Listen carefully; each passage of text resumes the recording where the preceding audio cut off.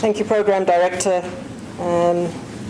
Alison, the Chairperson of INELI Oceania, Christine McKenzie, President-elect of the International Federation of Library Associations and Institutions, Deborah Jacobs, I've seen somewhere this morning, Director Global Libraries from the Bill and Melinda Gates Foundation, Nisha from UNESCO, colleagues from Pacific Libraries, and the full Pacific, let us say.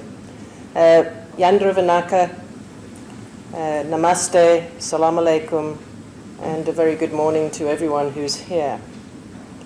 First of all, I'd like to reflect apologies from the Honourable Attorney General, who is also the Minister responsible for Education, Heritage and Arts, which also includes archives and libraries.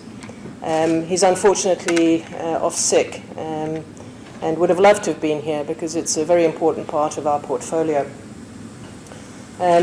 I'd like to say thank you very much for the invitation for us to be here, and I'm very happy to say that my stereotypes of librarians have been shattered after your performances last night.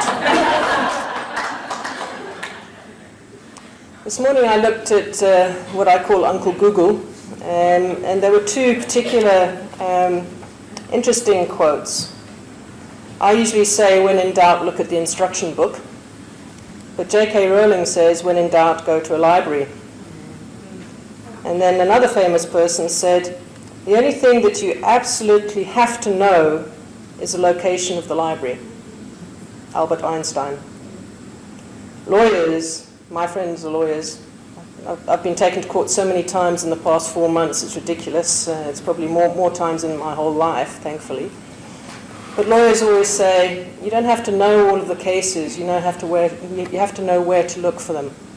And it says that books and research and access is very important. I was lucky enough to have books at home. And I managed to pile my way through Utopia at the age of 14. My first library, I think, was in secondary school. And it was one of those places where you had to be very disciplined and not talk. So I managed to get chucked out of the library quite frequently by those disciplinarian librarians that some of you may be in your history and in your upbringing. And then also as a university student.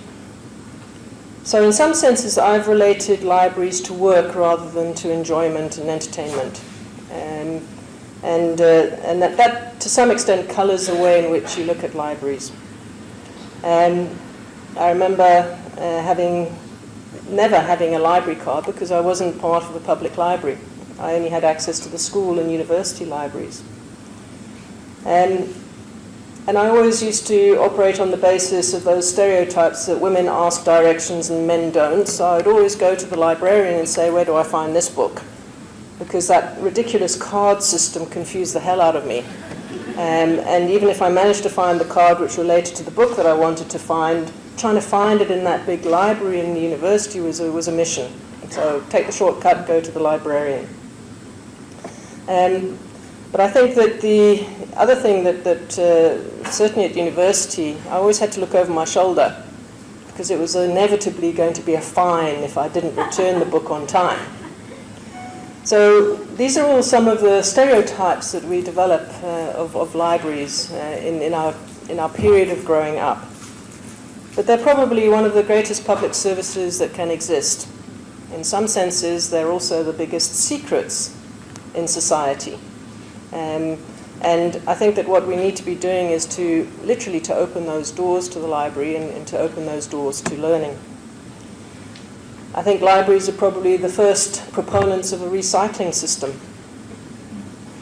And obviously, with a small charge in many instances, libraries have improved access across the board to people who can and cannot afford it, but mostly to people who are interested.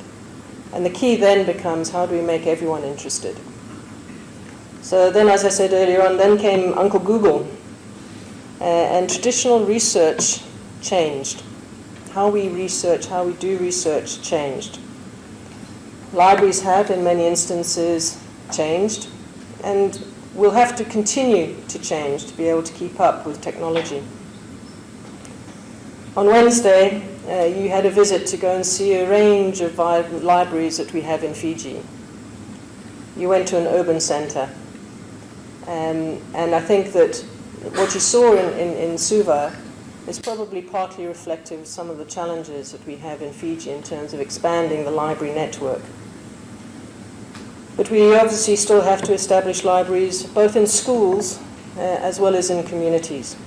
And it's key as well to recognize that learning is not just when we are at school, it's really about lifelong learning.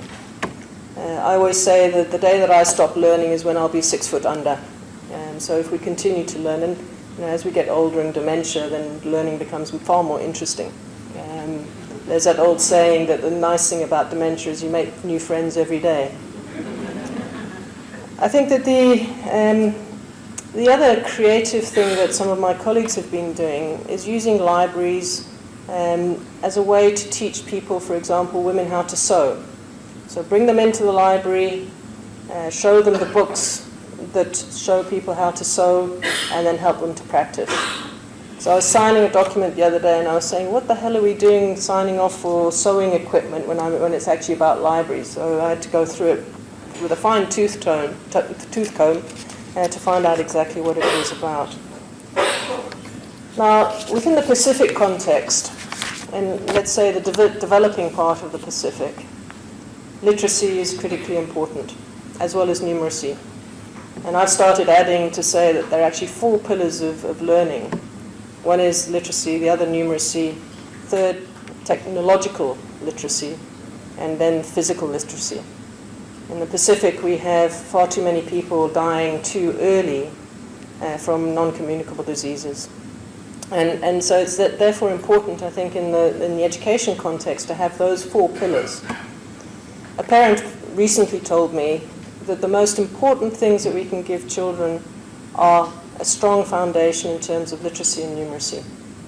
But I think we can do even better by making sure that the technological literacy and the physical literacy added to that, because then you have a 4-way solid foundation on which to build the house, which is the child and the student. This year, we're doing the Pacific Islands Literacy and Numeracy Assessment. And that happens every 3 years. So it'll be able to guide us in terms of where we're going right and where we're going wrong in terms of ensuring that literacy and numeracy are properly embedded in the educational systems across the Pacific.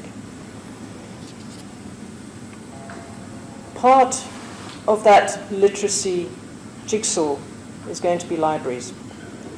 And at the moment, it perhaps is one of the passive pieces of that jigsaw. So the issue then becomes, how do we make it a far more active part of that jigsaw? So that we can become proactive in terms of access to the knowledge that is contained in libraries. So literacy traditionally has been the 3 R's, but perhaps we need to look at it in a slightly different way and say it's reading, writing, as well as talking and discussing and debating. It's about engaging with ideas. It's about developing knowledge. It's about developing opinions.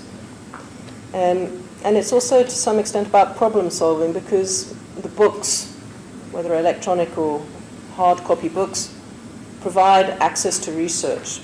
And it provides access to people asking questions and then how to answer those questions and the problem solving component of that. Teachers are very critical in this process. and as well ensuring that technology in both its good and bad parts is applied within the curriculum component, and therefore also within the library component. So technology is good and bad.